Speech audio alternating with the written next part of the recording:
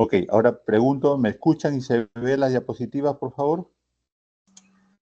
Sí, doctor, sí se le escucha y se logran visualizar las diapositivas.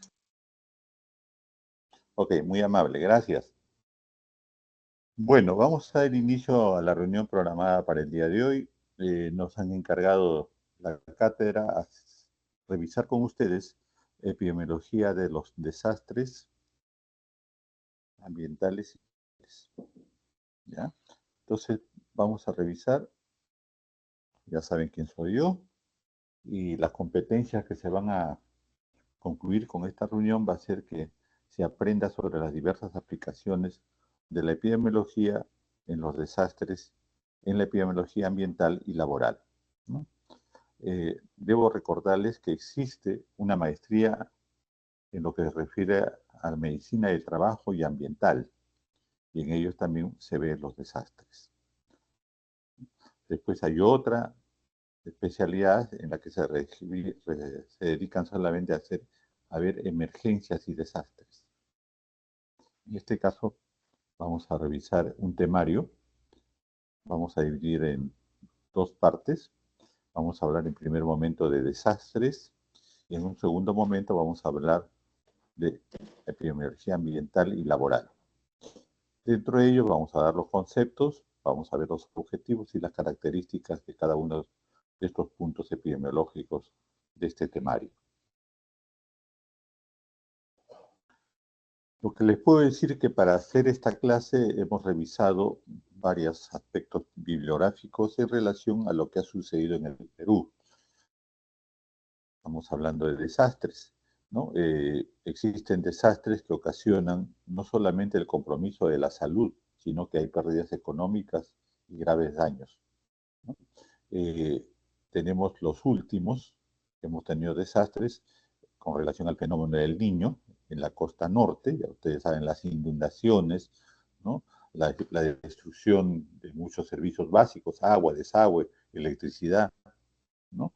Y la reposición de forma muy lenta de lo que es la recuperación de estas áreas. Entonces, se produjeron los desastres y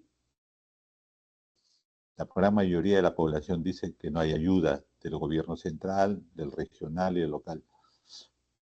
Pero ¿se preveyó que pudieran suceder estos desastres? El Ministerio de Salud en relación a la población pudo prevenir cómo manejar los desastres. Es todas las preguntas que nos hacemos, ¿no? Entonces, es muy importante ello. Dentro de la epidemiología de los desastres hay que valorar las definiciones. ¿Qué son los desastres? Los desastres son alteraciones, ¿no?, de las personas, de los bienes, de los servicios y el medio ambiente. Todo esto causado por un suceso que puede ser natural o generado por el hombre y que excede la capacidad de respuesta de la comunidad afectada. Recuerden que la epidemiología trata, ¿no?, de la población en una área determinada, todo lo que le sucede desde el punto de vista, ¿no?, de la salud en un área determinada. Pues bien, cuando hay un evento adverso, cuando hay un desastre, ¿no?, Eh, ¿qué podemos valorar? Primeramente, si ha habido organización o no de respuesta al problema del evento adverso, ¿no? ¿Por qué? Porque la gran mayoría de veces, a pesar de todo, de tener una sistematización previa, la desorganización aparece y con ello tenemos que valorar damnificados porque se les caen las casas, los desaparecidos porque fallece gente o se pierde gente que no sabemos qué sucedió con ella, valoramos heridos y podemos encontrar cadáveres, podemos contabilizar muertos. Ese es un primer momento. En un segundo momento valoramos las viviendas destruidas, cómo están las vías de comunicación, ¿no?, terrestres y de comunicación audiovisual. Vemos si la comunidad está aislada o no. Concomitantemente a ello vemos la pérdida de ganado, ¿no? Y cómo, con todo esto, la producción, la parte económica, que es fundamental para la vida de una población, se ve afectada. Entonces, todo esto es muy interesante. ¿Por qué? Porque ante un evento adverso puede haber respuestas solamente del gobierno local, de las autoridades locales. Y en este caso, si con las respuestas que dan las autoridades locales se logra mitigar estos desastres, entonces solamente le llamamos emergencia. Pero si este evento adverso escapa de las posibilidades de manejo, ¿no?, de la comunidad local y tiene que buscarse una respuesta ya nacional, entonces le llamamos desastre.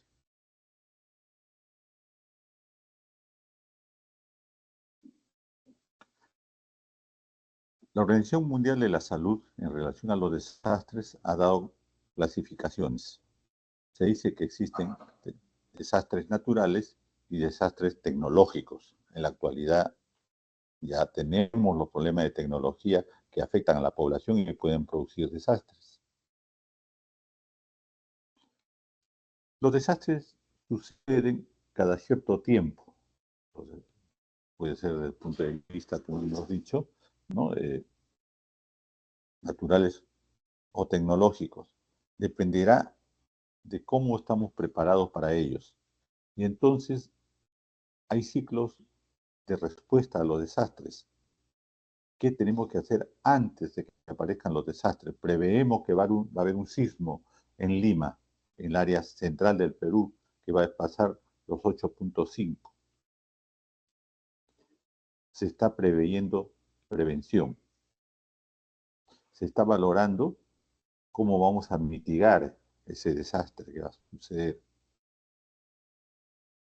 Los equipos de primera respuesta están preparados, pero estamos esperando tanto tiempo que sucede este desastre que los equipos se están desorganizando. La gente está pasando a otras actividades y por lo tanto tenemos que prepararnos periódicamente, renovar los equipos, renovar me refiero las personas que tienen que ver con la prevención. Tenemos que ver los elementos que se van a utilizar, los alimentos que tienen que ver. Todo esto tiene que ser periódicamente renovado. Entonces, la primera etapa es la prevención. Estar preparados para prevenir. Epidemiológicamente, la salud pública justamente habla de prevención. La mitigación y estar preparados para dar la alerta, ¿no? En lo que se refiere a los sismos, se estuvo manejando, ¿no?, los celulares de todos nosotros, en el sentido de que salía un sonido a una hora exacta en todos los celulares de la población. Supuestamente esto tenía que irse preparando e irse viendo, ¿no?, para que, qué sé yo, 30 segundos o 40 segundos antes que ya el sismo se haga evidente, suene la alarma en nuestros celulares. Se estuvieron dando, seguramente a muchos de ustedes les sonó el celular, ¿no?, y justo antes de un sismo no funcionó. Y se han quedado callados todas las autoridades. No se sabe nada de este tipo de alerta que tiene que haber. Durante el desastre tenemos que ya hacer uso de la respuesta que hemos programado. Después del desastre tenemos que valorar y ver el diagnóstico para poder hacer rehabilitación y reconstrucción. También se debe haber programado, se debe haber preparado. Entonces, ustedes verán que hay un ciclo de desastres que se tiene que cumplir. Los tipos de amenaza, según su origen, son naturales o antrópicos. Ya vamos a ver lo que es antrópico. Según su forma de aparición, súbitas y prolongadas.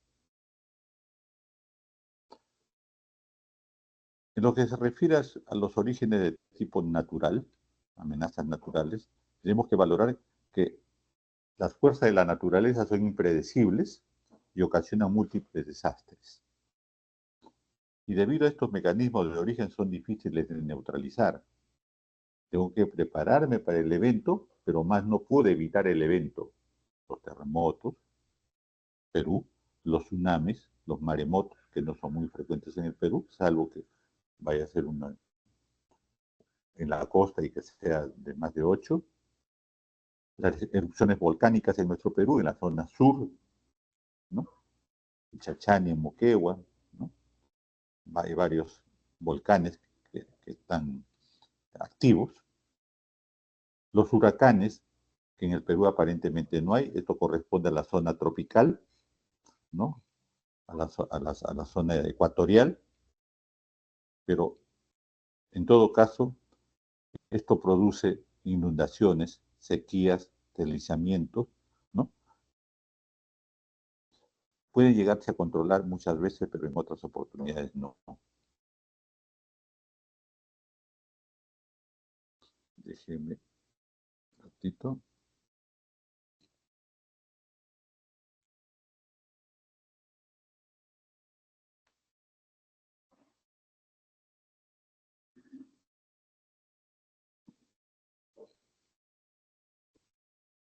Ya está. Ahí está nuestra universidad. Muy bien. Entonces decíamos que todos estos elementos que son la amenaza de la naturaleza, lo que podemos hacer es atenuarlos mediante Doctor, obras. disculpe que le ¿Sí? interrumpa. No está pasando las diapositivas. ¿Están pasando? No se ha quedado en la primera diapositiva la carátula. En amenazas según su origen, amenazas naturales. ¿Estoy ahí? No, está en la primera diapositiva, en la que dice epidemiología de los desastres. A ver, ¿qué está sucediendo? ¿Tipos de amenazas sí salió? No se ve, doctor.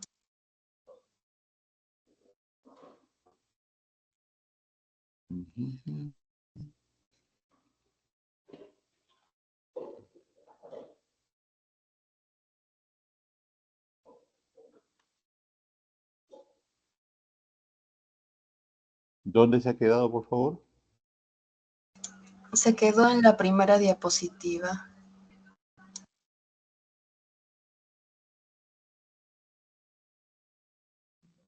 ¿Semana 14 se ha quedado? Sí, doctor. Mire usted. ¿Ahí se ve? Sí, doctor. Ahora sí se logra ver que cambió hasta epidemiología de los desastres y ahora Estoy está en pasando. desastres concepto. Y ellos, viene,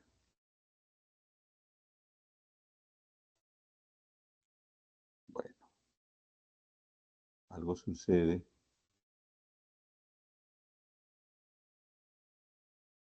Acá me quedé. Amenaza del comienzo y su comienzo según los tipos de amenazas. Ahí se ve, por favor, uno, comienzo súbito. Sí se logra visualizar ahora sí, doctor. ¿Sí se ve? Sí, doctor. Ya. Por favor, me avisan, ¿ya? Entonces, les decía yo que había amenazas según su comienzo, comienzo súbito, como ya sabemos, los terremotos, tsunamis, las inundaciones de alta pendiente, tormentas tropicales, erupciones volcánicas, algunos tipos de deslizamientos, exploraciones, incendios. Todos ellos son de comienzo súbito. Pueden ser ocasionados, la mayoría de la naturaleza. Hay amenazas de comienzo lento. ¿Se ve, por favor, que cambie la diapositiva? Sí se logra ver, doctor. Comienzo lento. Ya, ya. No, no puedo colocar en...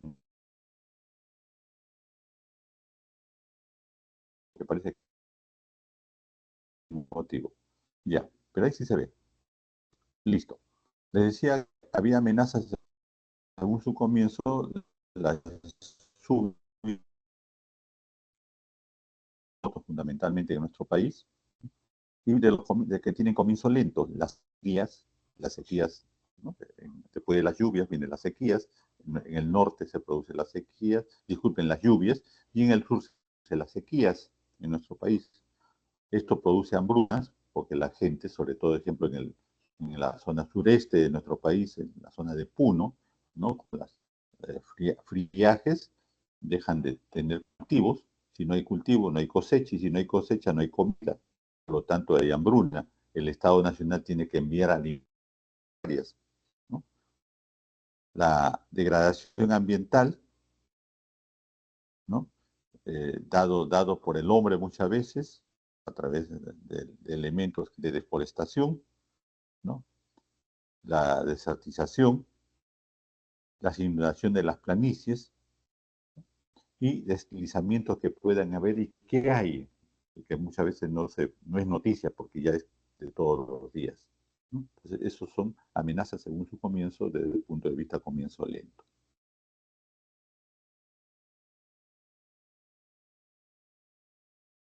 Para todo esto, se ha hecho un documento oficial, hay una resolución ministerial 1019 del año 2006 del MINSA, en la cual se valora el manual de vigilancia epidemiológica. Este manual, ¿no? Tiene, entre otros elementos, la evaluación de riesgo potencial epidemiológico, que es lo que nos interesa a nosotros, ¿no? Pero también hay para valorar cómo se pueden implementar los sistemas de vigilancia epidemiológica en los desastres, ¿no? Y cómo se crea la implementación de las salas situacionales de desastres.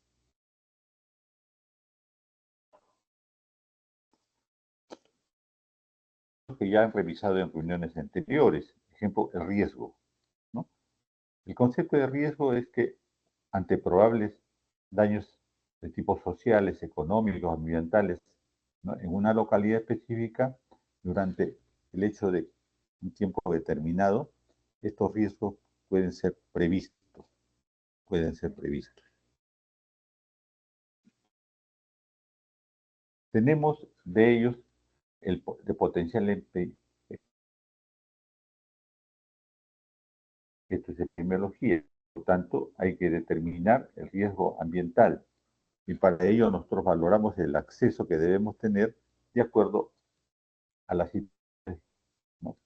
A la que se exponga el ser humano, ¿no? Las excretas, la exposición a vectores, a climas súbitamente de cambios de climaje y de temperatura, de tipo ambiental. Desde el punto de vista biológico, hay una epidémica previa y por lo tanto el nivel endémico de una enfermedad transmisible en el área puede aumentar.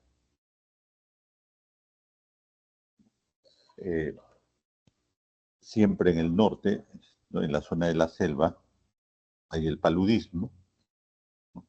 Pero un determinado ese paludismo puede expandirse por cambios y los vectores pueden salir de esa área endémica y ir a otras áreas en las que se producen las zonas epidémicas. Puede haber problemas con el tipo de riesgo social. El riesgo social está por las migraciones de niveles sociales. Las gentes comienzan a migrar rápidamente, ¿no? En la época del COVID-19, la gente salió de Lima y lo primero que hizo fue llevar el COVID. La gente estaba tranquila, no sabía nada de COVID y la gente se fue de Lima, pues, buscando el amor de sus familias, tratando de evitar morir aquí en Lima, pero llevaron el virus hacia sus áreas geográficas, las cosas se empeoraron. Entonces, las migraciones en los niveles sociales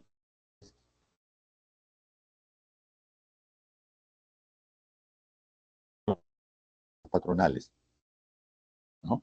Todos los pobladores de áreas geográficas se preparan para una fiesta patronal, ¿no? Todas las poblaciones se preparan para hacer patronal. los carnavales en Cajamarca, los carnavales en Jauja, ¿no? Eh, eh,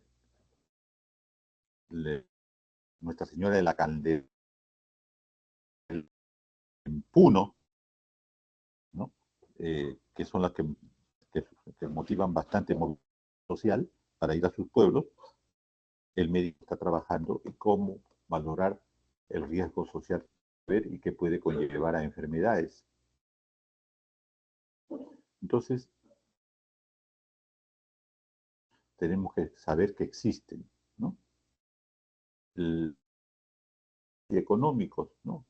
Los mineros que actualmente están haciendo aparentemente una huelga para hacer que favorece a la minería mal. No quiere nadie formalizarse porque significa pagar impuestos y no están aptos para pagar impuestos. Los corredores sociales y económicos. Todo esto conlleva a el bloqueo de carreteras.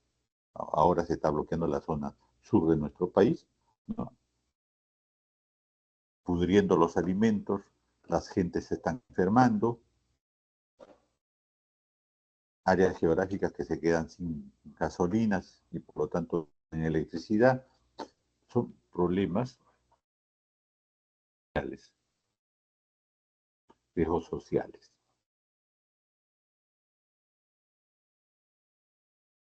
Desde el punto de vista dentro de los más que todas estas situaciones sociales pueden acarrear, están lo que nos interesa a nosotros, ¿no? Las enfermedades, ¿no?, diarreicas agudas en los niños y los adultos. El cólera muchas veces aparece con ello, ¿no? Las infecciones respiratorias agudas, fundamentalmente los niños y los ancianos. Las dermatosis, problemas de infecciones dérmicas por exposición. La exposición a ectoparásitos,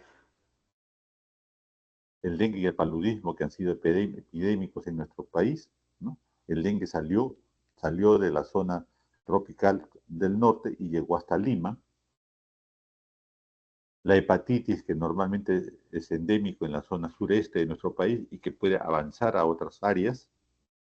La leptospirosis, ¿no?, que está asociado a un vector o a un grupo de roedores. Estos roedores pueden invadir áreas geográficas buscando alimento y por lo tanto pueden contaminar al hombre. Los problemas de climaje y de problemas de aire viciados que pueden producir irritación e infecciones conjuntivales. El verano es muy frecuentemente asociado a ello. En todo caso, lo que nosotros como médicos debemos saber que existe.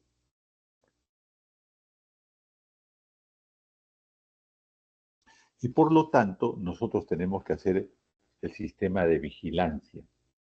El sistema de vigilancia. Pero, ¿qué sucede cuando ya hay un...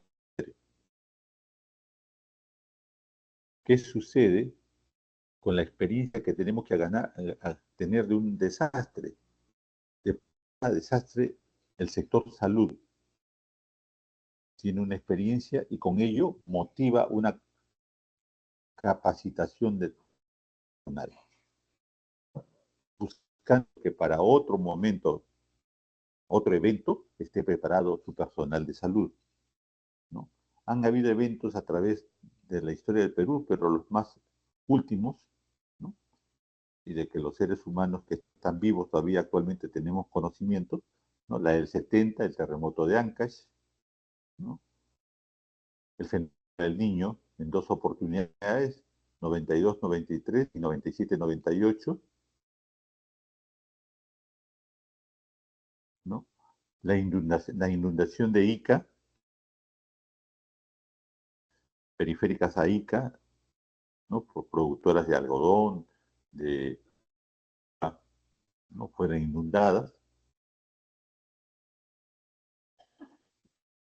Se conocen y tan cercanos y del cual sí son ustedes son testigos, las inundaciones en el sur, en el 2007.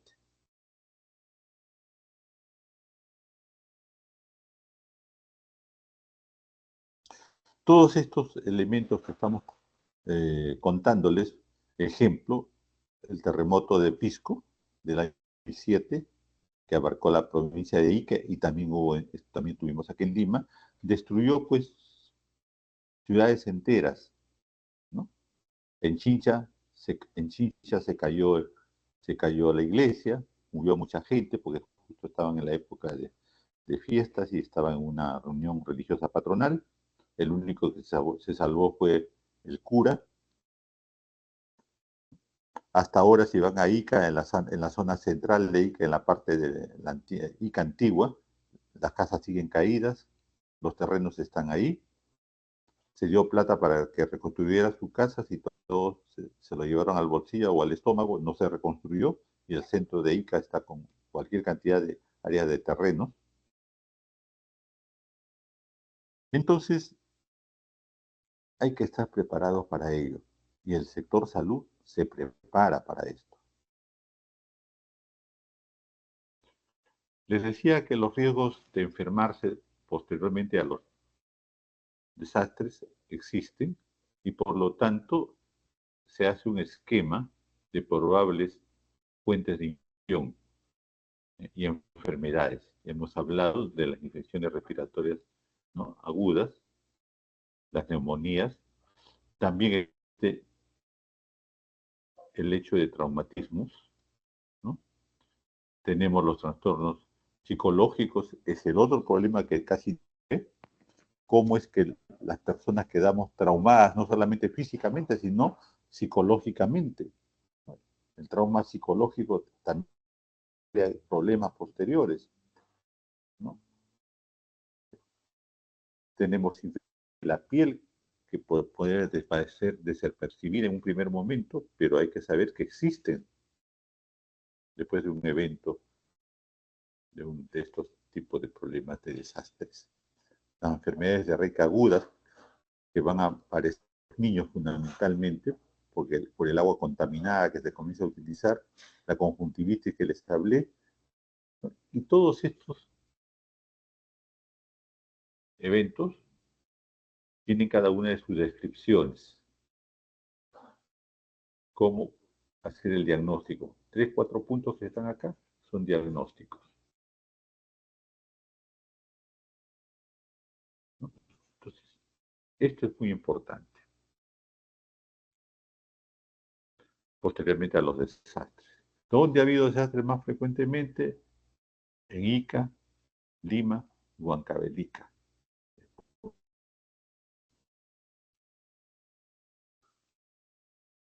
Existe para todo ello, en el año 2019, una guía para valorar la implementación de la vigilancia epidemiológica posteriores a los desastres.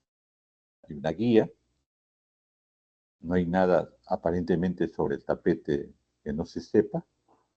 El contenido es muy interesante, solamente les leo yo acá para que si tienen interés ustedes lo revisen, ¿no? Hay una introducción, hay consideraciones generales de emergencia y de desastre, hay un concepto de evaluación de riesgo potencial epidémico, vigilancia epidemiológica de los desastres, sala de situación de crisis, eso lo vamos a ver ahorita, ¿no? La investigación de brotes que ya ustedes conocen.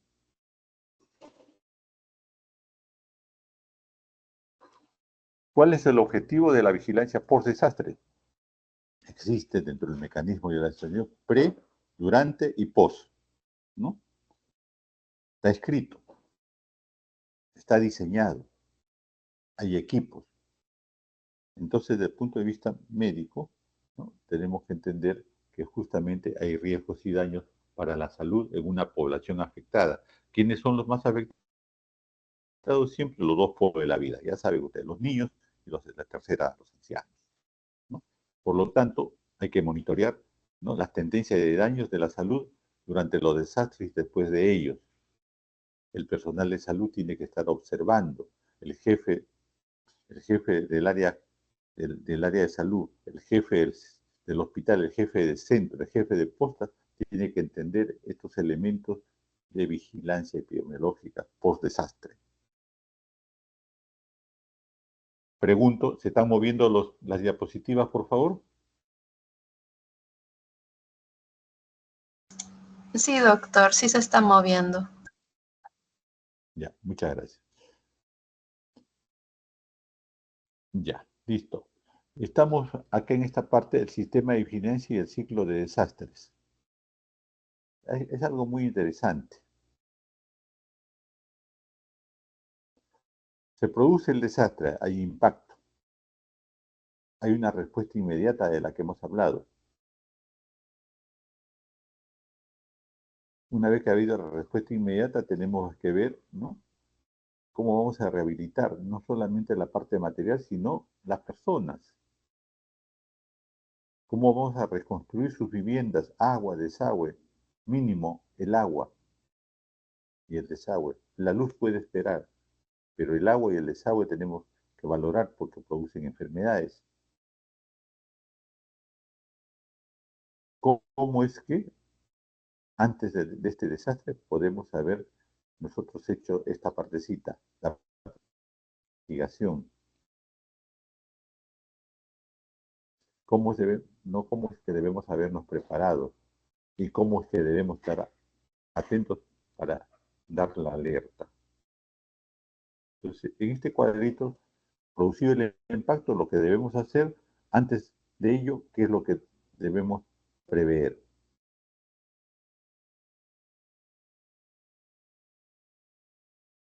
Hay términos muy interesantes que les voy a revisar acá. ¿Cómo me voy a preparar para un desastre? Para eso hay un análisis de la situación de salud de la CIS, ¿no? Este proporciona un conjunto de herramientas que en forma organizada permiten comprender la situación de salud. Es lo que estamos haciendo en todas estas clases, ¿no? Conocer el perfil sanitario, los problemas. También ustedes a través del conjunto están teniendo debates, conocimientos. Conocer los grupos más vulnerables de la población y las personas de mayor riesgo. También los datos epidemiológicos sociales están ustedes conociéndolos, ¿no? Y la zona de mayor riesgo podrían ser los afectados por los impactos de los desastres. También. Todo eso ya es conocimiento que, con toda esta preparación, que desde el punto de vista médico, no estoy hablando desde el punto de vista de ingeniero, no estoy hablando desde el punto de vista político, no estoy hablando del punto de vista económico, médico. Entonces, rápidamente debe haber una evaluación epidemiológica para determinar el riesgo potencial epidémico que los desastres ocasionaron. Ya se produjo el desastre, yo tengo que evaluar rápidamente qué puede producirse desde el punto de vista médico. Y finalmente, la rehabilitación y la reconstrucción, que es lo más costoso, lo más tedioso, quiere tiempo y fundamentalmente economía.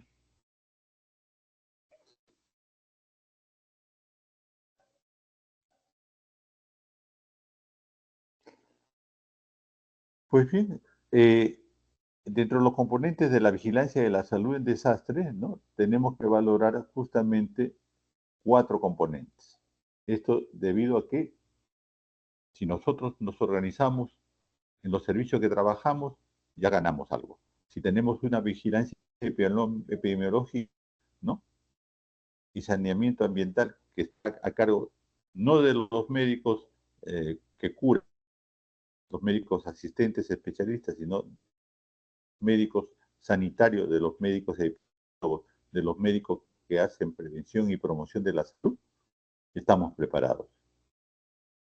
Y si todos estos elementos podemos coordinar para ver el problema de saneamiento ambiental con los ingenieros, con los técnicos de los otros niveles del gobierno, estamos preparados. Entonces, todo esto significa coordinación. Nosotros, áreas de salud, tenemos que coordinar con los otros elementos propios de la situación. Acá tengo otro cuadrito. ¿Qué nos interesa en un primer momento predesastre? Ahora, en la actualidad. Ya saben los desastres que pudieran haber. Primero, haber organización de los servicios de salud. Debemos activar la vigilancia epidemiológica, activar, ¿no?, el saneamiento ambiental. Tenemos que, entre todos estos grupos, hacer una coordinación y una comunicación eficaz. Ya estamos preparados. Se produjo el desastre, se produce la alerta, funciona todos estos equipos que hemos actuado. Ya estamos preparados. Entonces hablamos de prevención y mitigación. Ya hicimos la prevención y la mitigación, el desastre ya había sucedido, y finalmente, ¿qué vamos a hacer al mediano y largo plazo? Porque lo hicimos en el corto plazo, fue esto. En el mediano y largo plazo, la reconstrucción, la rehabilitación. Ha habido una respuesta hacia el desastre. Ha habido una respuesta inmediata en el momento del desastre y ha habido una respuesta post-desastre.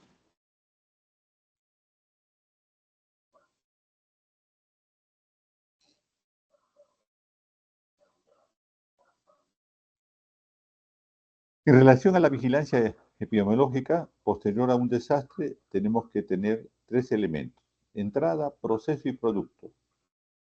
La entrada es que tenemos que tener qué daños hemos evaluado, qué daños hemos descrito, y por lo tanto, a través de ello vamos a hacer análisis de los mismos. Para ello están diseñados los formatos, están ubicadas las unidades notificantes, está diseñado el flujo de información y está diseñado quiénes son responsables para poder mover todo este sistema. Durante el proceso, hay gentes preparadas para control de calidad, la revisión de la base de datos, hacer el análisis, hacer las gráficas de las tendencias para poder prever qué puede suceder hacia el futuro y tener los mapas epidemiológicos actualizados. Con todo esto, en el momento del desastre tenemos la sala situacional, tienes la revisión, reuniones de trabajo para todo esto y la web. Entonces, es toda una concadenación de necesidades y concadenación de soluciones y concadenación de estar para ello. Miren ustedes, y eso es lo que hay en el desastre. No es que recién voy a buscar, voy a ver, no, ya debe estar preparado. A pesar de todo ello, no nos damos abastos ante un desastre. La población ve que no hay una respuesta adecuada.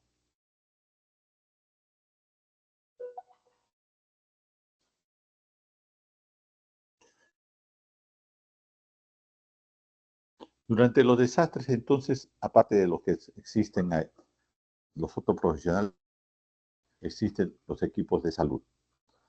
Tiene que haber y saber en la localidad, en el área geográfica en la que estoy, dónde me voy a colocar para trabajar. Entonces ahí vienen, ¿no?, los módulos comunitarios. ¿Dónde van a estar las personas? Por decirles, el Hospital 2 de Mayo está previsto que en un terremoto, Dios mediante no quiera que sea, ahora por lo menos, el hospital se va a caer. ¿A dónde va a correr el personal de salud? ¿Quiénes salen en el desastre, en un terremoto, estando en el hospital? Los primeros en salir, protegidos, son los médicos. No, pero ¿cómo van a salir los médicos? Ellos tienen que cuidar a los pacientes, tienen que... Recuerden que el desastre telúrico mata, y por lo tanto el profesional de la salud tiene que estar preparado para el post-desastre. Si se mueren, ¿quién los atiende al resto que queda vivo? Entonces la característica es que el médico y el personal de salud sale corriendo. Doctor, pero mi paciente está grave, mi paciente está en cirugía, mi paciente está en UCI. Parece mentira, el dolor es grande, pero tenemos que prever el post-desastre. Por lo tanto, ya en todas las áreas haya diseñado las ubicaciones donde van a estar los médicos. En el Hospital 2 de Mayo, inmediatamente todos tienen que irse hacia el Parque de la Medicina, al frente. Que hay bastante choros, que hay bastante rateros, van a venir, van a saquear. Ah, tenemos que tener protección de la policía, pues. Pero ya está diseñado. Está diseñado si la emergencia no se cae, ¿para dónde vamos a correr con nuestros pacientes? ¿A través del hospital o dando la vuelta al hospital? Se ha hecho tiempos, se ha cronometrado y pareciera que corriendo por la periferia es más fácil llegar a esas áreas.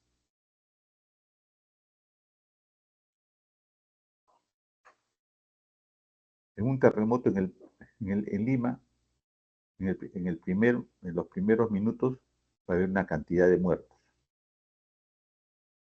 Hace 6 años que tuve una reunión, nos decían que terremoto en los primeros vamos a tener 50.000 fallecidos. Pero sí, por todo el sistema que tenemos. ¿Dónde se van a recolectar los cadáveres? Cómo fue toda una tristeza, ¿no? Llegó un momento en que se enterraban directamente. Pues bien, tenemos fallecidos en este desastre de terremoto. También ya se sabe las unidades a dónde tienen que llevar rápido. Al menos hace 10 años en la que yo estuve en las coordinaciones, nos decían todos los hospitales y las áreas donde se producían los cadáveres, se identificaban, se le ponían y de frente pasaban al Estadio Nacional de Lima, al Estadio Nacional. Son detalles que entonces tenemos médicas con todo lo que tiene que hacerse, los refugios temporales. La zona más antigua de Lima se va a caer, la zona del RIMAC se va a caer. Entonces tenemos que tener refugios temporales. Estoy poniendo como ejemplo lo que puede suceder, ¿no es cierto? ¿Ya? Dios mediante.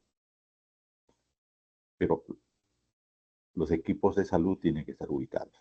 Y tienen ustedes en cada uno de ellos, ¿no?, lo que tiene que hacerse. Y lógicamente los estudiantes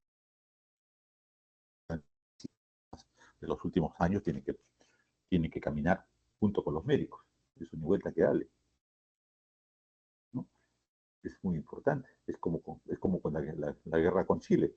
Los estudiantes de medicina de San Fernando, de San Marcos, eran un bato.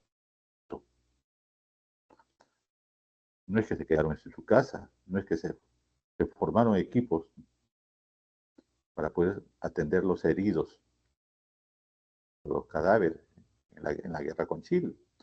Y hubo un batallón exclusivamente formado por estudiantes de medicina de San Marcos, de la unidad. Que bueno, era la unidad también.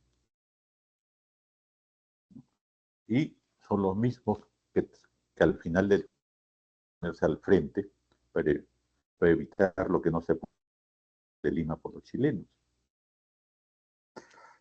Entonces, todos participan.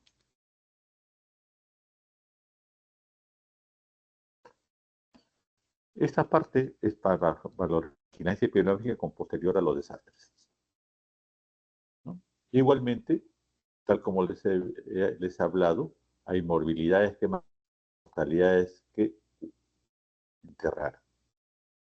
Acciones que se deben hacer, ahí está. Vigilancia epidemiológica en relación a morbilidad, refugios temporales, módulos, ¿no?, unidades de seguridad. Y la mortalidad, acciones, un censo poblacional, búsqueda de todos los casos y determinar las mismas en las decisiones, la toma de las muestras, la administración de tratamientos, valorarlos para posteriores investigaciones, analizar la información que tenemos, ¿no?, hacer una cartografía epidemiológica de lo que sucedió, ¿no?, y comenzar con el saneamiento básico, ¿no? Y tiene que ser mediante un fomento sanitario, la parte económica.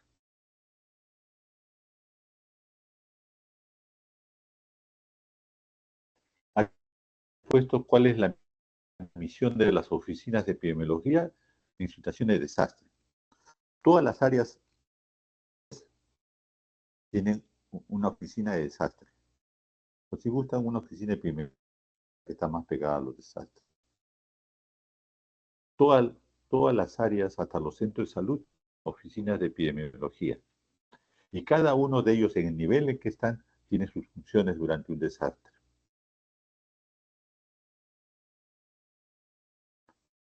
¿No? Realizar las evaluaciones de riesgo potencial y epidémico de la salud de la población afectada, ¿no? Instalar la situación, la sala de situación es una sala, en cierto modo física y con comunicaciones, a la que le llega toda la información para acumular, verificar.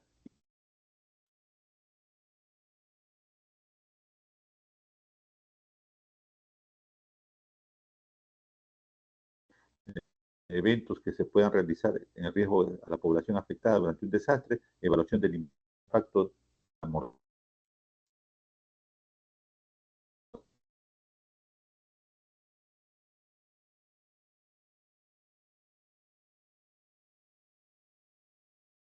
Entonces, en ese momento de desastre, las oficinas de epidemiología toman principal preponderancia para valorar y poder orientar a los equipos de salud.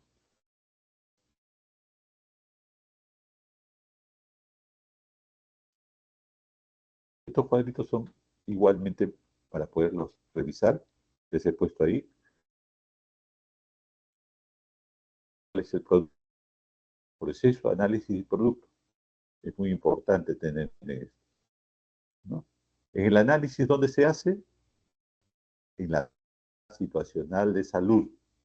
En todos los niveles existen, deben existir. Estos elementos, el epidemiólogo.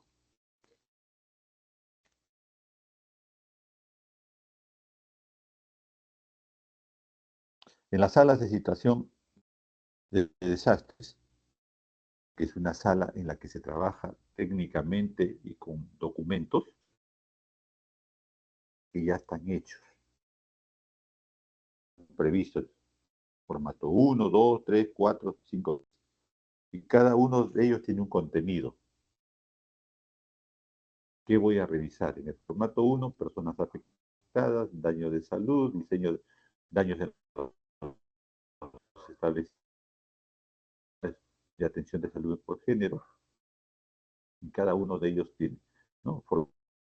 3 y 4 tenemos la causa de atención del género, morbilidad y daños a trazado. 6, vigilancia epidemiológica comunal, vigilancia de riesgos ambientales. Cada uno de ellos, que como ya no tiene usted la tranquilidad para diseñar en ese momento, ya los diseños están hechos. Lo único que tiene que tomar son los formatos.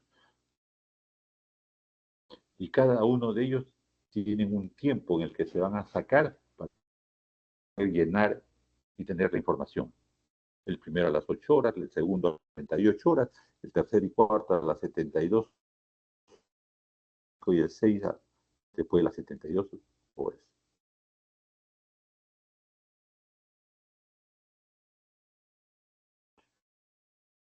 Este es un ejemplo de cómo la vigilancia de lo que se está hablando de los documentos y en los formatos nos permite finalmente vigilancia de daños trazadores en la provincia de Ica y Pichincha, que sucedió, ¿no?, en las enfermedades respiratorias del 15 de agosto al 1 de noviembre, al desastre. ¿Cómo evolucionó? Por la documentación que tenemos, que es la información que se capta en ellos, cómo evolucionó, ¿no?, las respiratorias.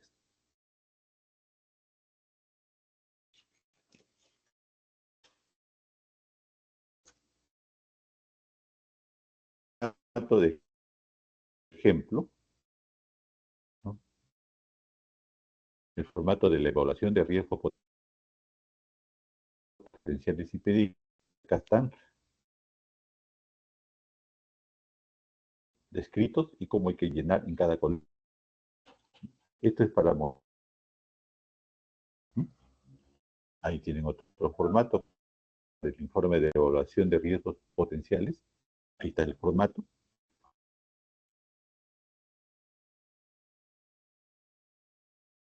Tabulados y se pueden sacar los datos. Y con los datos estadísticos podemos analizarlos, podemos concluir. Y por supuesto, con la conclusión vamos a recomendaciones. Muy bien, eso es desastre. Pero no solamente podemos tratar y valorar desastres, sino que debemos manejar la epidemiología ambiental y laboral. ¿No? El aire,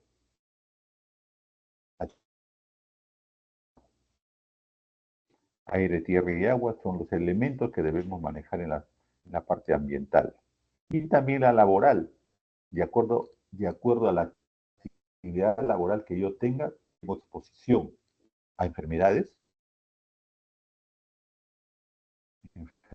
de preponderancia laboral y enfermedades profesionales. Las laborales son lo que usted tiene el riesgo. Y las profesionales es que le va a dar sí o sí.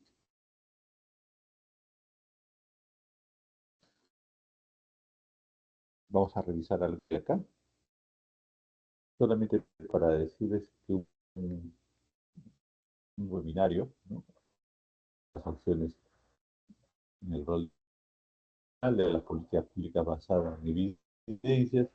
Esto fue hecho en el 2022, ¿no? A nivel de quién manejó esto, la Organización Mundial de la Salud, ¿no? Se hizo un capítulo para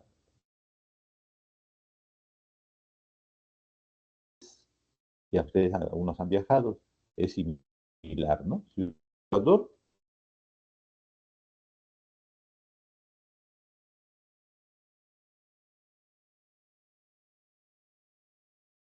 solamente los chilenos que chita la payasada tienen otros conceptos, pero después para arriba, Ecuador,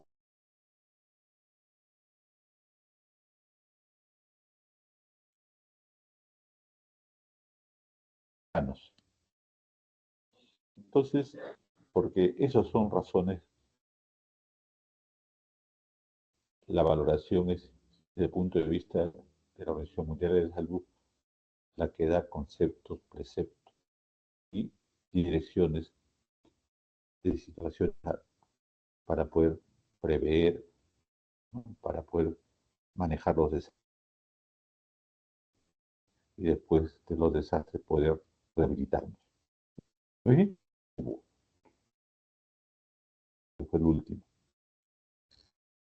Desde el punto de vista de la epidemiología ambiental, con el concepto, estudia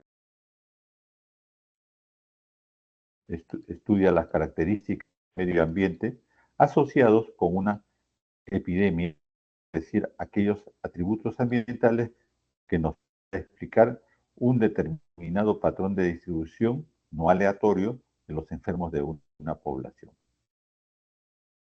¿no? Entonces, la epidemiología ambiental lo que busca justamente es ver las características del medio ambiente asociado a la vida que convive en esos sitios.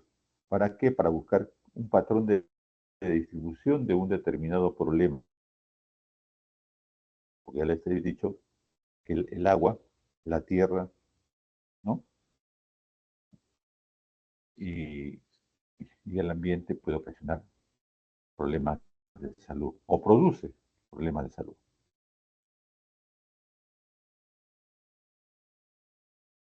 Acá lo que tenemos es el marco conceptual de la evaluación de exposición humana a las contaminaciones ambientales, ¿no? Les decía que el agua, el suelo, los alimentos, de una u otra forma, pueden jugar del ser humano, en contra de la salud del ser humano. Por lo tanto,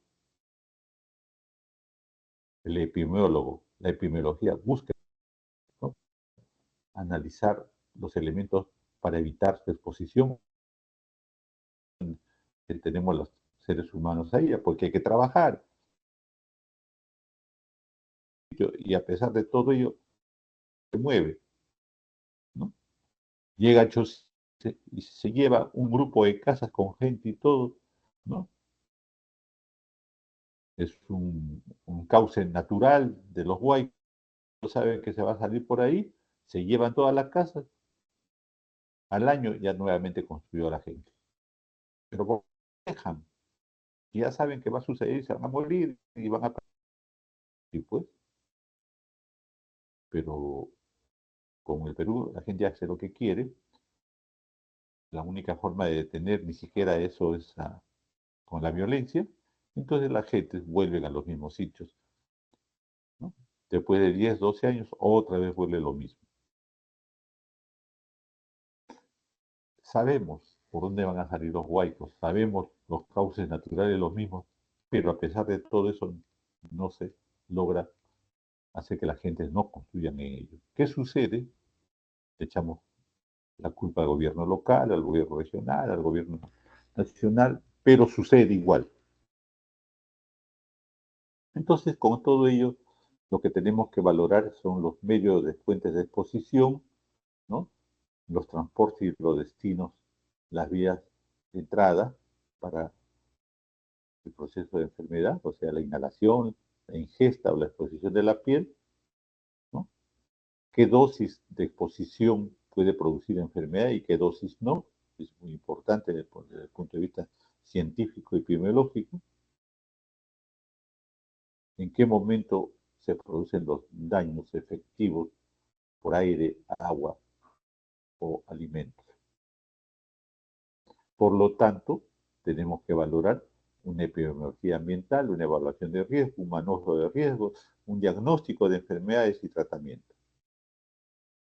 Ahí entramos, en esta parte entramos nosotros, y todo eso basados en el conocimiento de la epidemiología ambiental. Entonces el concepto se va resumiendo acá, ¿no? La epidemiología ambiental utiliza la información sobre los factores de riesgo existentes en el ambiente, incluidos el ambiente laboral, por ejemplo, los riesgos físicos, químicos, biológicos, mecánicos, ergonómicos y psicosociales, además de las características especiales del ambiente que interfieren con el estándar de la salud de la población.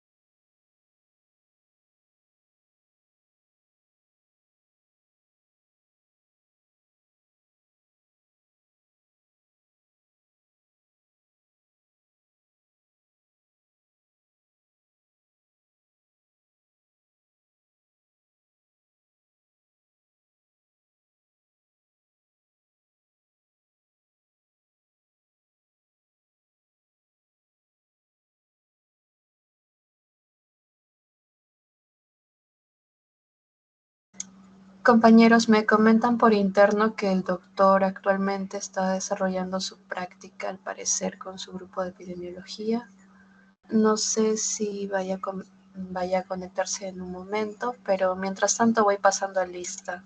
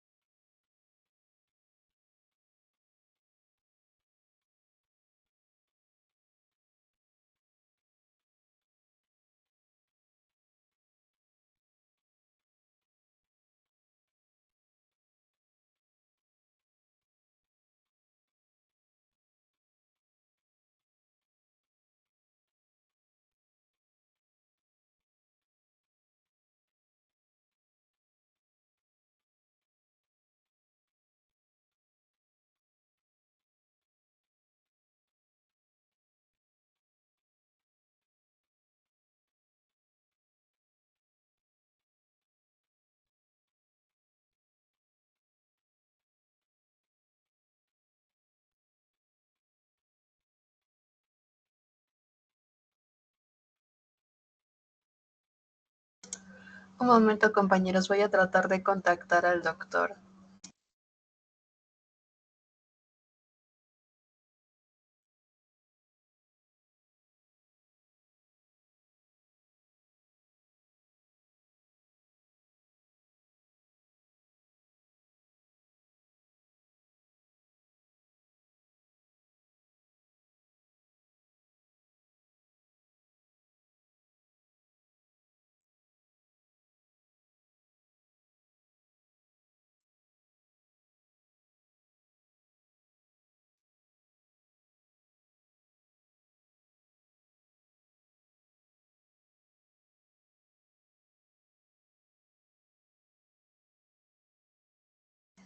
Chicos, en un momento va a ingresar el doctor. Al parecer fue tema de su conectividad.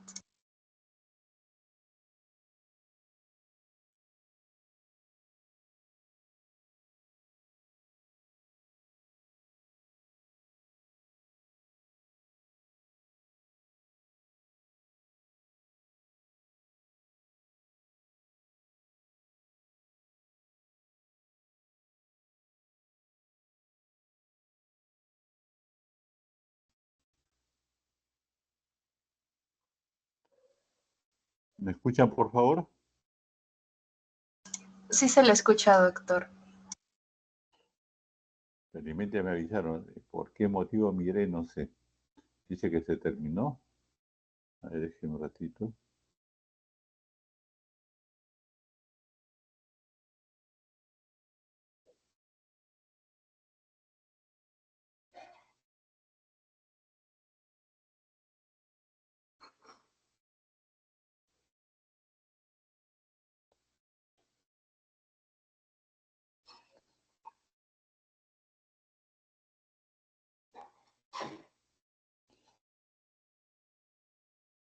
Estábamos viendo el concepto de ambiental. Sí, doctor. Ya. El concepto ambiental, ¿no? Es muy importante. ¿Por qué? Porque lo que valoramos son los riesgos existentes en el ambiente. En este caso se incluye el ambiente laboral también, ¿no? Porque las áreas geográficas, les decía, están en relación justamente a espacios de trabajo, los centros mineros, los centros ganaderos, ¿no? Eh, el propio elemento ambiental de trabajo, ejemplo, de los odontólogos y de algunas especialidades médicas, todas ellas pueden tener problemas si se trabajan con áreas expuestas, ¿no? Entonces, esto es muy importante. ¿Se ve el cambio?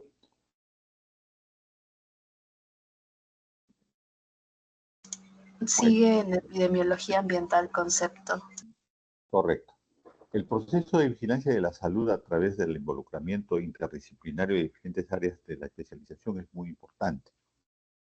El epidemiólogo es el que dirige la parte de la valoración ambiental, de la salud ambiental, pero necesitamos de diferentes profesionales médicos que nos puedan apoyar fundamentalmente en el diagnóstico de enfermedades y con ello la valoración de la prevención de las mismas. Se ha dispuesto que los hechos que suceden en América Latina, en las cuales el Perú y los países vecinos a nosotros, excepto Brasil, tienen las mismas características y por lo tanto nosotros de prevención, ¿no? Y decíamos subyacentes y impactos en la salud. Decía que había exposición generalmente a elementos, ¿no?, que son inducidas por vehículos y amenazas industriales en las ciudades, ¿no? Esto es porque hemos ido cambiando de grupos de automóviles y de carros, de los antiguos que botaban cualquier humo, el óxido de carbono, ¿no?, a los que ahora tenemos que son menos contaminantes, ¿no? La exposición al plomo en áreas geográficas de trabajo, en los centros mineros, en los centros donde se utiliza el agua, resaltante de los elementos radios inapropiados, los desagües que caen sobre las aguas y que producen enfermedades, ¿no? En viviendas y que tienen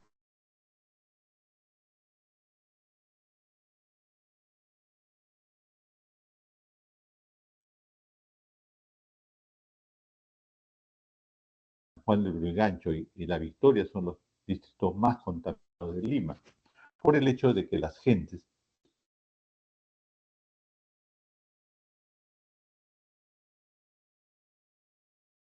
otro polo es Villa El Salvador, en la cual más bien, como fue planificado con áreas industriales, áreas comerciales, las gentes han sabido determinar sus áreas y es menos contaminada. No sucedió en San Juan de Urigancho. Las invasiones se hicieron sin planificación y por lo tanto las industrias no existen áreas geográficas especiales para ellas y un buen número, más del 50%, tiene vivienda y talleres conjuntamente. Área geográfica contaminada con enfermedades respiratorias y digestivas que no se puede manejar en forma real. Decía que había formas de ver las partes técnicas, ¿no?, para conocer y para poner de manifiesto justamente los datos de labores. ¿Qué debemos conocer de ellos? Es muy importante, ¿no? Y lo que tenemos que hacer es que la población pueda definirse mediante los términos de tiempo, espacio, persona, tiempo y espacio. Ejemplo, un grupo de trabajadores de una determinada empresa en un periodo establecido puede ser una unidad de estudio. Eso sucede generalmente con nosotros los médicos. Nos vamos a trabajar en áreas geográficas donde hay actividades industriales y mineras y por lo tanto el médico, jefe del centro de salud, jefe de toda el área, también es un epidemiólogo porque tiene que valorar las posibles afecciones de las enfermedades propias del ambiente y de trabajo. Y muchas veces la justicia, el Poder Judicial, pide la opinión del médico. No le interesa que sea un médico recién egresado, no le interesa que sea un médico que no tiene experiencia, le pide y es responsable de su área. Usted debe haber sabido todo lo que hay en su área y por lo tanto ustedes deben tener conocimiento. Usted debe tener datos epidemiológicos. Y eso es lo que se está buscando acá. Hay riesgos en los polvos, hay riesgos en los humos, hay riesgos en los gases, hay riesgos en los líquidos y hay riesgos biológicos. ¿No? Del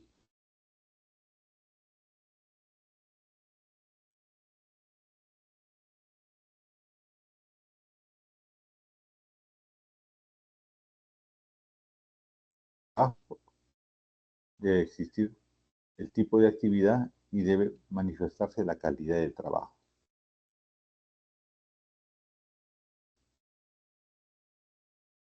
Mucha gente enferma porque sencillamente trabaja más del tiempo permitido para hacerlo sin exposición de su salud. Hay duración de jornadas diarias y semanales en las cuales se trabaja con horas extras, doble turno, los médicos y todo el personal de salud con guardias, ¿no? Se realizan horas de trabajo y días sin descanso. Médico tiene que trabajar en 2 o 3 lugares, estoy hablando desde el punto de vista de nosotros, ¿no? Por lo tanto no tiene descanso post guardia, sigue para adelante, su vida tiene haciendo plata para poder sobrevivir y dar atención a sus familias, porque la familia exige, porque si eres médico tienes que tener una calidad de vida, pero el pobre trabaja en 2 o 3 lugares al mismo tiempo y por lo tanto su reposo no existe. Implicancias del tiempo de trabajo. Igual sucede con los mineros, igual sucede con la gente que trabaja en las empresas industriales, que no trabajan las 8 horas, las empresas les pagan su sobretiempo, les pagan jornales no previstas, hacen más fondos, más cajas y se mantiene. Su salud está comprometida. El trabajo nocturno quita años de vida. El médico por eso también tiene menos años de vida porque trabaja en forma nocturna. Y el Estado nos reconoce en algo con nuestro sueldo. Y por eso trabajamos y ganamos un poquito más que otras profesiones. En el Estado me refiero, porque las otras profesiones pueden ganar mucho más en el privado. Pero los médicos, y estamos peleando actualmente para que nos puedan subir más, ganamos un poquito más que otras profesiones.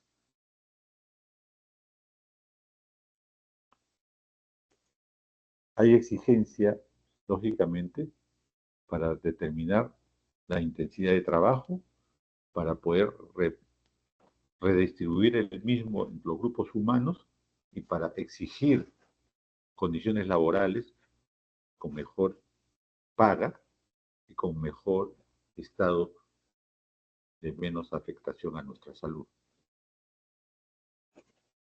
Existe la exposición en lo que se refiere a la productividad.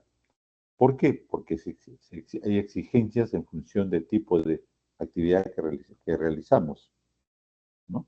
Hay gentes que hacen trabajo físico intenso, por decirle la gente que se dedica a la construcción, ¿no? Tiene movimientos de fuerza, ¿no? Que tiene que poner en riesgo parte de su cuerpo. Esto es, ¿no? El peón, el oficial, el operario, el maestro de obra, ¿no? Tiene lesiones en relación a los hombros, brazos, manos, espalda, cintura y así otros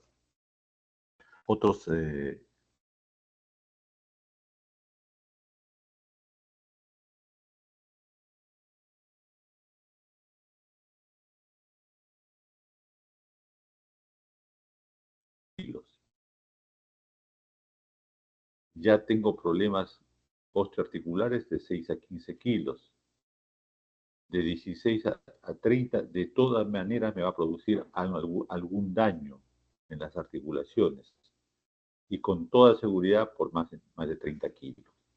¿Quiénes tienen esas actividades? Acá en Lima, Perú, y ustedes son observadores de la gente que hace trabajos de construcción civil, ¿no?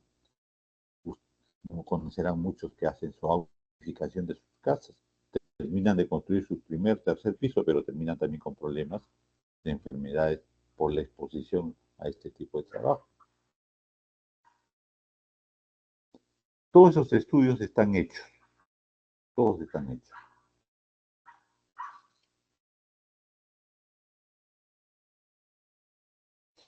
Por lo tanto, como les decía, de todos estos elementos hay posiciones incómodas y posiciones forzadas. Hay lesiones que se pueden producir por el movimiento con los brazos, por encima y por detrás de los hombros. Hay lesiones que pueden estar en relación al posicionamiento permanente de la columna vertebral, ser encorvados, ¿no? Trabajos sobre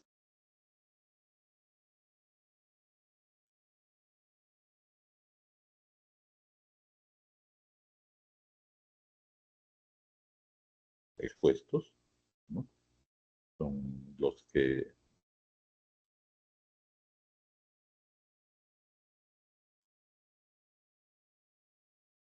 ¿no? Que es un montón de gente que existe ahí, ¿no? Manejan todos estos elementos que posteriormente con a buscar atención médica.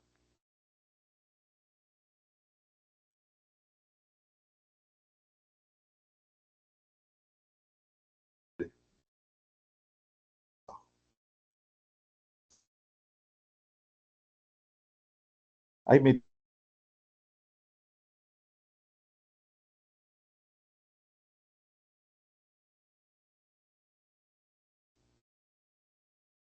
por eso el epidemiólogo, el médico de trabajo o que hace medicina de trabajo, ya tiene que manejar una historia no igual al que hace el médico internista o el médico de hospital, va más allá todavía, porque tiene que buscar, ¿no?, la descripción de la historia natural de la enfermedad en estos pacientes de tipo ocupacional, identificar la determinante de las enfermedades, justamente el médico, porque valorado en ello van a encontrar también indemnización,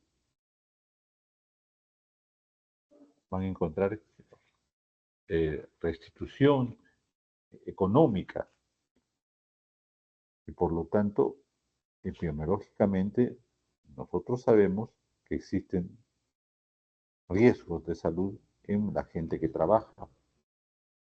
Entonces, eso es muy importante.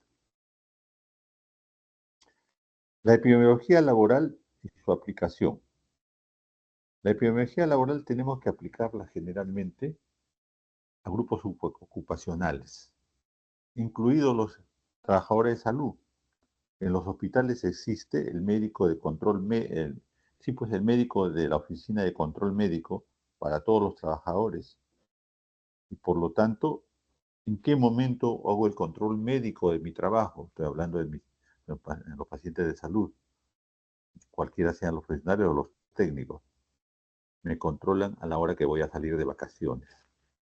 Me obligan que a la hora que yo salga de vacaciones tenga que llenar documentos en la cual me ha hecho el chequeo de mi salud para salir de vacaciones. ¿Qué componen ellos? Aparato respiratorio, de acuerdo a la edad, aparato digestivo, las endoscopías, de acuerdo al sexo, ¿no?, a la mujer, la revisión de mamas y papá Nicolau, al varón, la valoración urológica, ¿no?, próstata. Entonces, todo esto en relación al hecho de ser un médico que hace trabajo de epidemiología laboral. Por lo tanto, hay que tener en cuenta todo ello. ¿Qué busca la epidemiología laboral? Busca hacer una relación causal entre el perfil característico de los factores de riesgo y la posible enfermedad laboral que pudiera haber. Al inicio les dije que hablábamos de epidemiología laboral, ¿no?, para ver riesgos, pero hay otra epidemiología de enfermedades profesionales, que es un grupo más allá todavía, ¿va? Porque yo ingreso a trabajar en una actividad, sí o sí me voy a enfermar. A eso se llama enfermedades profesionales. Ejemplo, los mineros, ¿no? Ejemplo, los agricultores de las cañas de azúcar. Son gentes que de todas maneras van a tener problemas de enfermedad profesional. Pero ese es un grupo. El otro grupo es el riesgo al que estoy expuesto y ahí entra la epidemiología laboral, teniendo en cuenta al médico de trabajo. La epidemiología laboral lo que va a buscar en todo caso es la relación causal, decíamos, ¿no? Y lo va a hacer mediante pruebas diagnósticas, mediante determinación de la historia natural de la enfermedad ocupacional que está prevista de repente ya en esas áreas de trabajo, y va a valorar la exposición que tienen disculpen, los trabajadores.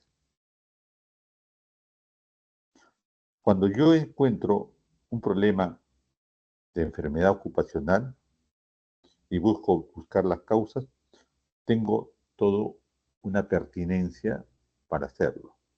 Primero, busco identificar el problema que está en relación a la presencia de problemas de salud que traen los trabajadores y que me hacen percibir que estoy ante un problema. Tengo dentro de ellos, para ello, los datos demográficos, ¿ya? Los datos de mortalidad, los datos provenientes de los monitoreos biológicos, para eso le he hecho exámenes de laboratorio, datos del monitoreo ambiental, para identificar la concentración de contaminantes, eso lo hace el ingeniero ambiental o ingeniero industrial, información proveniente del medio industrial y comercial y económico, lo hacen los ingenieros industriales, la información de...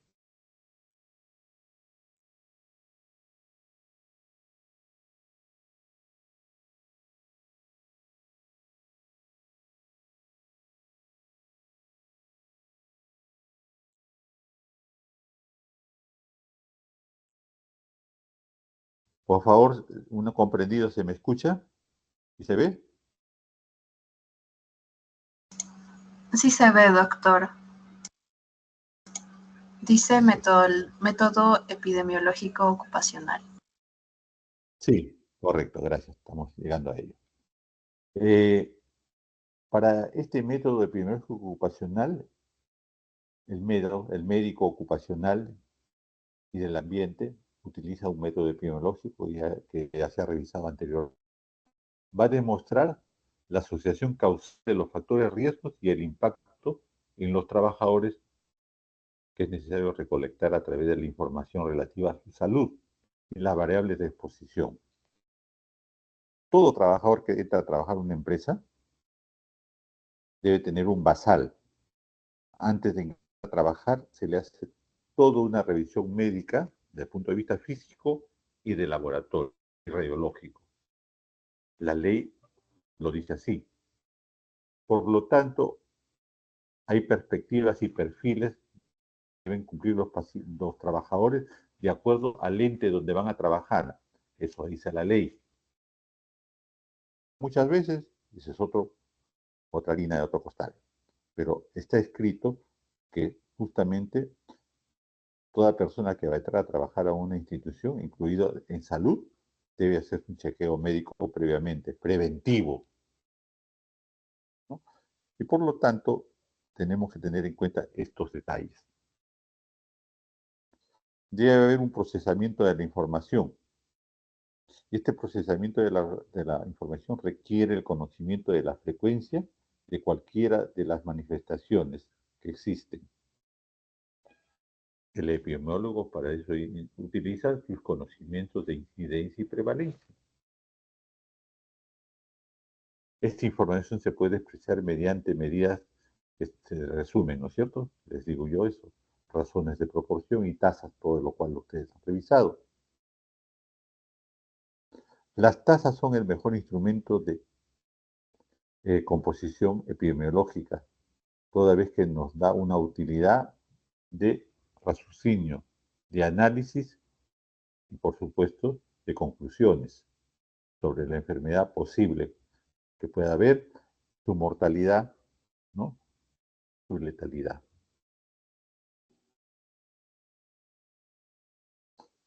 Todo esto nos lleva justamente a una identificación e interpretación de los patrones de ocurrencia de la enfermedad ocupacional. Eso es lo importante. Tenemos que saber que la enfermedad ocupacional está ahí a la expectativa de las capacidades de los trabajadores. No todos los trabajadores responden igualmente. Cada trabajador tiene un biotipo, el cual debiera ser pedido por un perfil de ingreso a una función de trabajo. En la gran mayoría de esos no se hace. Y por lo tanto, la necesidad de encontrar un trabajo, la necesidad de trabajar, hace que gentes con un biotipo no determinado para esa actividad lo haga. Cargar más de su peso, su estatura, cargar más de masa muscular y que conlleva a enfermedades ocupacionales. No he dicho profesionales, ocupacionales. Por eso ese perfil biofísico hace que existan más o menos incidencia y prevalencia de enfermedades en ese grupo ocupacional.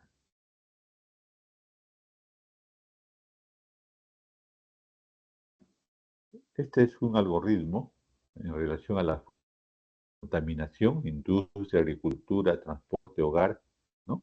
En relación a la concentración en el medio ambiente de qué cosa, del aire y los alimentos. Esto enferma a la persona de acuerdo a la exposición que se tenga, ¿no? En un primer momento puede haber dosis absorbidas,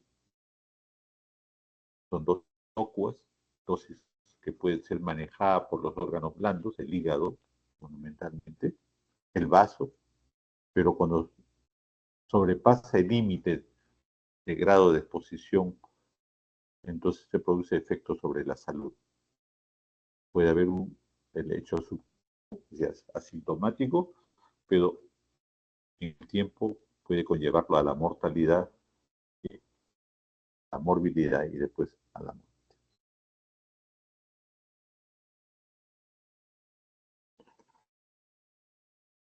Cuando yo tengo un problema de enfermedad que aparece en un grupo humano que está expuesto en el trabajo a agentes nocivos y no sé exactamente cuál es, entonces lo que yo percibo son los resultados, los efectos, pero tengo mi obligación de saber qué los produce.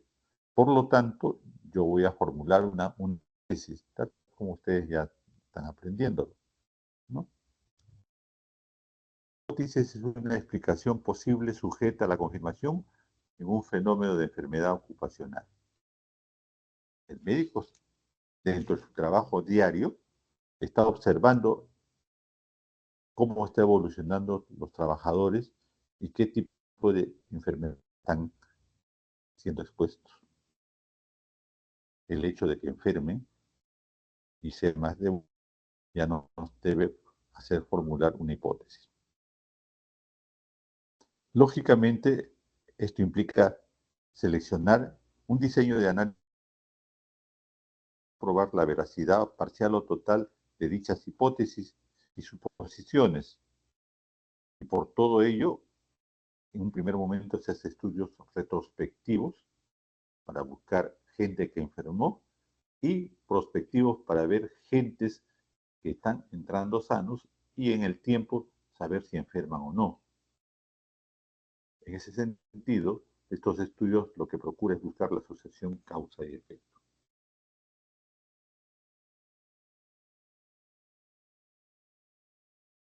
La comprobación de la hipótesis, tal como ustedes ya lo conocen, puede ser en forma retrospectiva, ¿no? En la cual clasificamos de acuerdo al efecto y luego investigamos la variable que presume sea la causa. En el prospectivo, vuelta hacemos unidades de observación que clasifican primero de acuerdo a la variable que se considera como causa de exposición y después valoraremos el efecto. Entonces, igual que cualquier otro tipo de investigación, en este caso epidemiológico ocupacional, los trabajos de investigación pueden ser retrospectivos y prospectivos.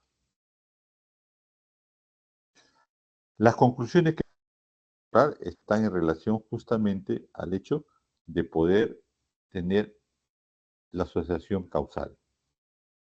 Si tenemos una asociación causal y podemos demostrarla, entonces podemos dar conclusiones basadas en nuestras hipótesis.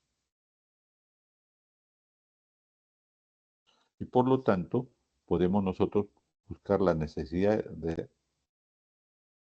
estudios adicionales que conlleven a buscar la etiología, permitiendo, ¿no?, que forma desconocida adquiera, nos permita recomendaciones para justamente su exposición.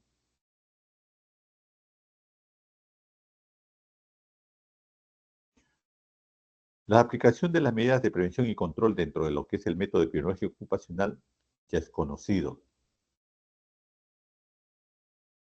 Si yo percibo mediante mi vigilancia epidemiológica que hay un causa y un efecto, entonces puedo evaluar programas específicos, programas que puedan reconducir a las labores en bien de la salud de los trabajadores, aclarar dudas respecto a los factores de riesgo de enfermedad, difundir la información epidemiológica a nivel académico, sanitario, administrativo, mediante publicaciones que sean valederas para el estudio y conocimiento de otros médicos epidemiólogos ocupacionales, para que busquen justamente evitar la causa y efecto que mediante otros procesos.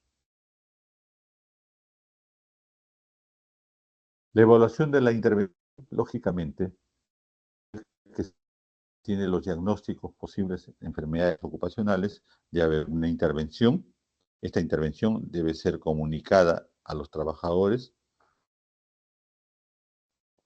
y a la autoridad ocupacional para que dé directivas, ¿no?, que puedan llevarnos a valorar nuestro trabajo. Todo este proceso genera conclusiones y recomendaciones de los trabajos de investigación y conllevan a tener justamente actividades de prevención y control en nuestros pacientes ocupacionales. Acá solamente para volver a revisar lo que ya ustedes conocen, ¿no?, la epidemiología descriptiva, la epidemiología analítica, las intervenciones epidemiológicas, todo esto ya revisado anteriormente por ustedes.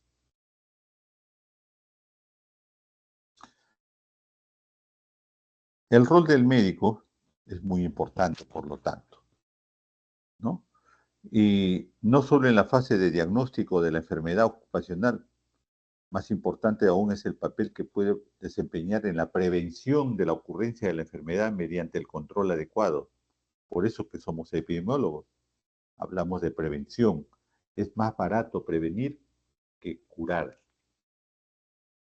La prevención, el Estado lo puede hacer en forma adecuada, las empresas pueden hacerlo en forma adecuada, les cuesta menos. Curar es más caro. Entonces, eso es muy importante. Acá les decía que enfermedades ocupacionales es una cosa y enfermedades profesionales es otra cosa.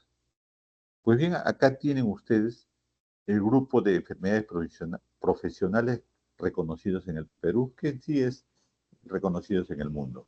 Mediante un decreto supremo, ¿no?, se reconoce enfermedades que sí o sí van a producir problemas de enfermedad y por lo tanto su exposición tiene que ser valorado y medido hasta la fase de que no sea irreversible el proceso, ¿no? Tienen ustedes enfermedades causadas por el fósforo y sus componentes, causadas por el magnesio, causadas por el cromo, por el arsénico, por el mercurio, por el plomo, por el sulfato de carbono,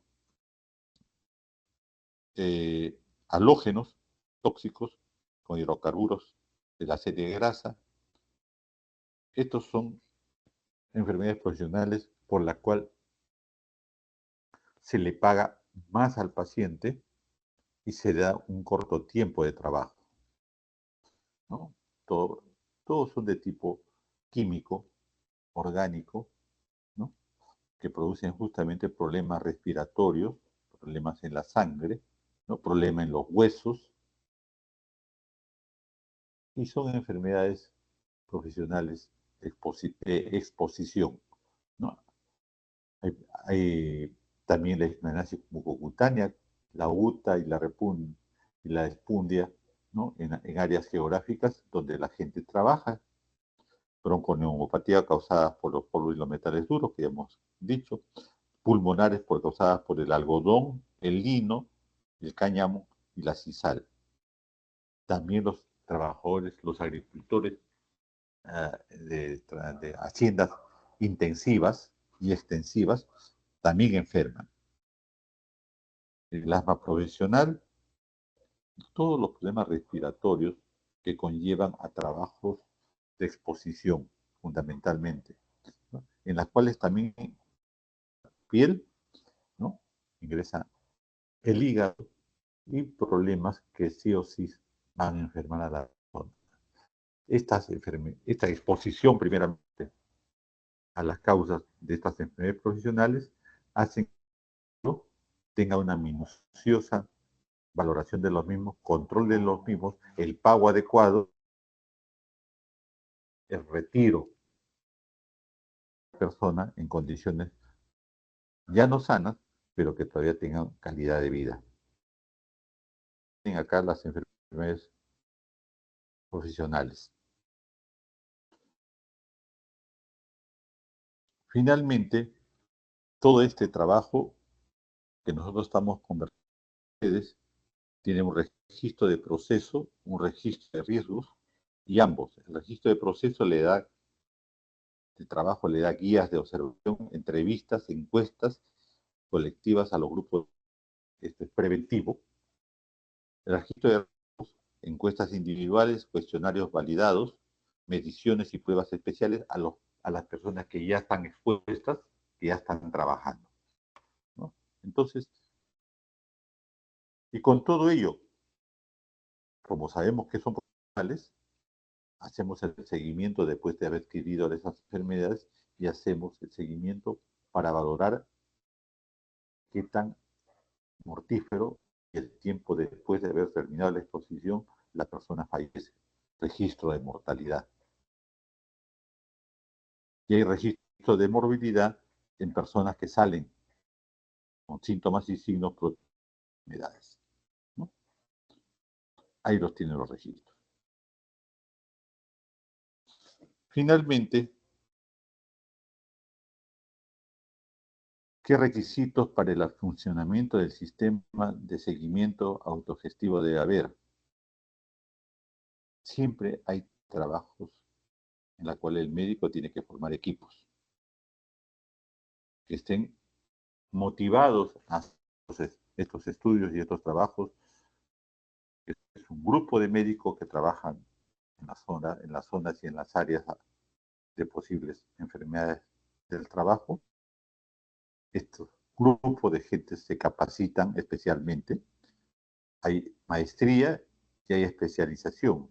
Hay especialización en Plano Heredia y maestría en San Marcos, que más la San Martín de Porras y la San Juan Bautista. Y por supuesto, tiene que haber equipos de trabajo que puedan hacer un recambio en el tiempo y no se queden los pacientes, los trabajadores, el médico, epidemiólogo y de trabajo ocupacional, siempre al instante con ellos. El médico de trabajo, el médico epidemiólogo ocupacional, justo una vez que detecta el problema, es el que autoriza el trabajo compensado y su transferencia a las instituciones, ¿no? De acuerdo a la especialidad que deben servir, por las especialidades, ¿ya? Entonces, ahí tienen ustedes todo el proceso de esta reunión del día de hoy. Lo hemos hecho en 1 hora 45 minutos. ¿Algún comentario? Le voy a entregar al delegado, a la delegada, le vamos a entregar esta diapositiva para que ustedes la puedan revisar. ¿Están ahí? medio que me he quedado fastidiado. Sí, doctor. Sí, seguimos aquí, doctor. Sí. Ya está. Ok. ¿Ve? Más tranquilo no estamos acá. Contar que no se me duerma. Voy a tratar de hacerlo lo más corto posible. Ok, chicos. Buenas noches. Hasta pronto. Gracias, doctor. A ustedes.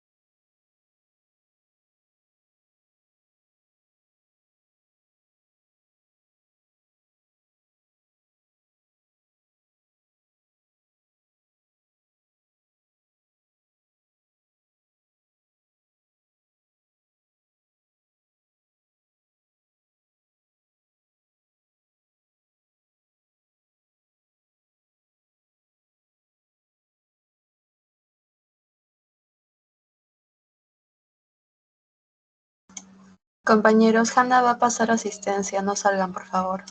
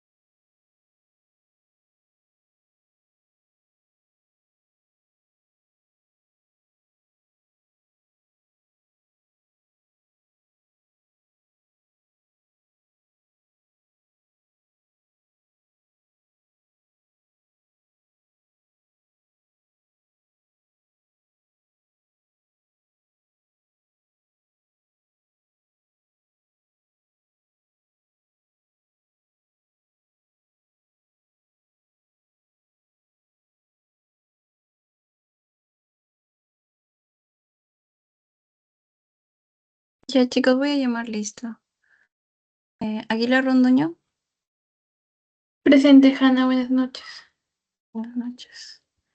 Aliaga Paredes. An Calvino. Buenas noches, Anicama presente. Seclen. Juan Calvino presente. Anicama Seclen. Hola, Hanna. Presente, buenas noches. Anicama. Anicama. Arcos Hanna, Chipona. Sí. Hanna, buenas noches. Sí, disculpa. Lo que pasa es que Sí, Rafael ahorita chicos, está en el hospital de la policía y no puede Ya, conectarse. ya, está bien, está bien. sí, Arco Chipona. Armas Quispe.